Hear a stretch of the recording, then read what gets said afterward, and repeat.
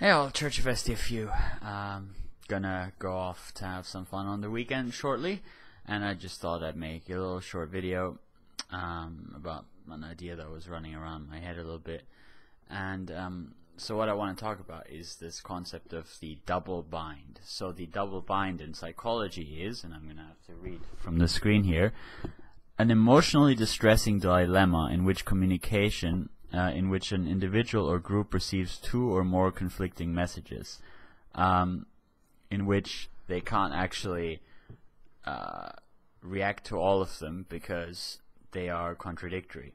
So, for example, if you tell a child to only speak when spoken to, and you tell them to not talk back, then that child will be in a double bind, because if you speak to them, they are supposed to talk back, but they're not allowed to talk back, so they're going to lose either way, and it's going to actually cause them emotional distress. And there are kind of theories in psychology around what kind of effects this could have.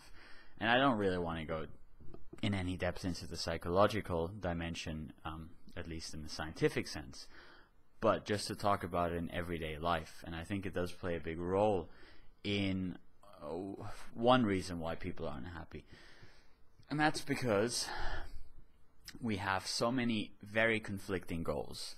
Society has amalgamated and kind of combined so many different systems of virtue or ethics or standards that are incompatible, that people are being basically torn into different directions. It's kind of like that old medieval execution thing where you have a horse at each limb and it just pulls you apart.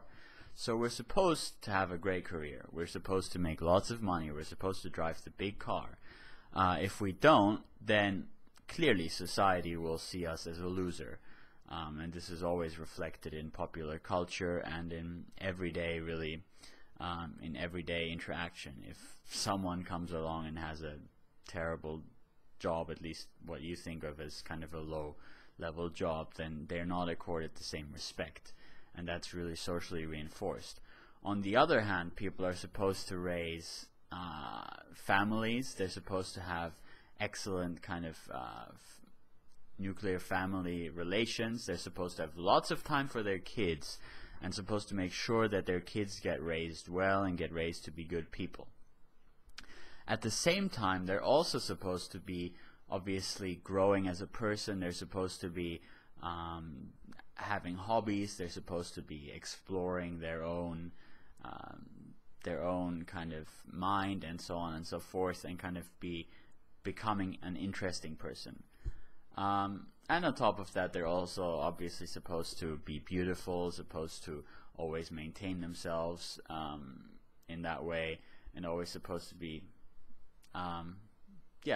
supposed to be working hard on that as well.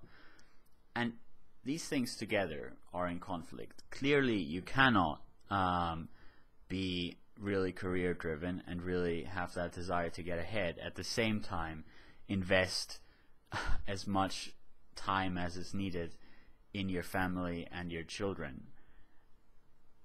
These two already are incompatible. The career is also incompatible with a person growing as a person to a large extent, in terms of finding out what they're good at, finding out different things they enjoy, because they simply won't have time to do those things. And so then we always have these horror kind of stories. I think a lot of people, myself included, are afraid of this, of the kind of deathbed, what have I done with my life? It's all worthless. And people are completely unsure of well, they try to achieve all of these things. They often end up achieving none. They try to have a family and a career, but then the family ends up breaking apart because of the lack of time that they can spend on their family, or at least it might not break apart, but it becomes to some extent dysfunctional. Their career ends up not satisfying them, not fulfilling them, and they end up not being able to put in the time to develop their personality to the extent where other people think that they're interesting and worthwhile, and where they actually know what to do at the end of the day after they retire. And I think this kind of situation where people are expected to be all things all the time is putting an enormous amount of pressure. And especially when it comes to career and families, I think that pressure is very negative for society at large, because it is very important that people spend, if people choose to have a family and children, I think one of their primary responsibilities after that point is to raise their children to be good people and productive members of society. And that task is often woefully neglected, and often not through the fault of the parents, but in order to live a middle-class life, it often requires both parents to take full-time jobs from when the child is very young, and to not be able to provide the type of guardianship and education at home that a child needs. And since society does not accept any of that coming from the school system or the state, and I think there are some good reasons for why that would be a risky proposition, although I would argue that certainly we could do more in terms of studying ethics and things at school. But there's that total gap there, and so it's not just the person that's at that point in time being torn apart by this internal conflict.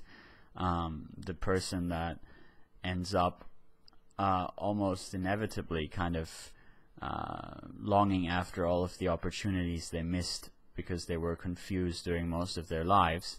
But it's also the children that suffer, and the children that basically get primed to go through that entire experience again.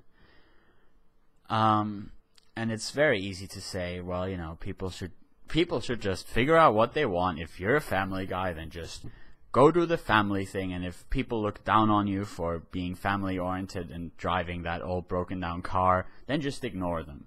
But it's not that easy. It's not that easy at all. Humans are human, and these things affect us, and we're terrified of feeling disrespected or feeling kind of unworthy. And it's what causes a lot of people to kind of quit the system, or it causes a lot of people to give up. And I think it's really a lot about it. There's no simple solution. There's no simple solution because it's also interwoven into popular culture, into all of the myths of the city on the hill and the manifest destiny and all of that. All of that has the underlying idea that we're these beings with absolute power that can achieve everything if we just work hard enough, and that's not true. But I think realizing that that's not true, realizing that that's a lie and that's basically propaganda designed to get us into a system where we expend our lives in the service of an economy, in the service of profit, is the first step to thinking about what we can do differently to take control back of our lives and to go with our lives where we want to go. Because in fact, for a lot of people, I mean, it's getting increasingly hard because people are increasingly struggling just to find work. But in fact, I know several people who, having found jobs, decided to take things a different way. And whereas most people are deathly afraid of that, they were brave enough to start working only 3 days a week with families. And they made do. And they spend all of their time with their families doing, spending quality time or following their hobbies and their interests. And it's a harder life materially, but I personally think looking at them, it's more rewarding. But society doesn't make it easy, and society, I think, doesn't generally respect that choice. And I think that's something where we need to really do a lot more reflecting, to think about whether how we're doing it now is really the best for us personally and for our children. It may be the best for someone's bottom line. I think in the long term it's not even that, because as we get less happy, we'll get less productive, and society will get more and more kind of creaky under the strain. But in either case, I think it's not good for us. Have a good weekend, everyone. I'll see you guys all later. Cheerio.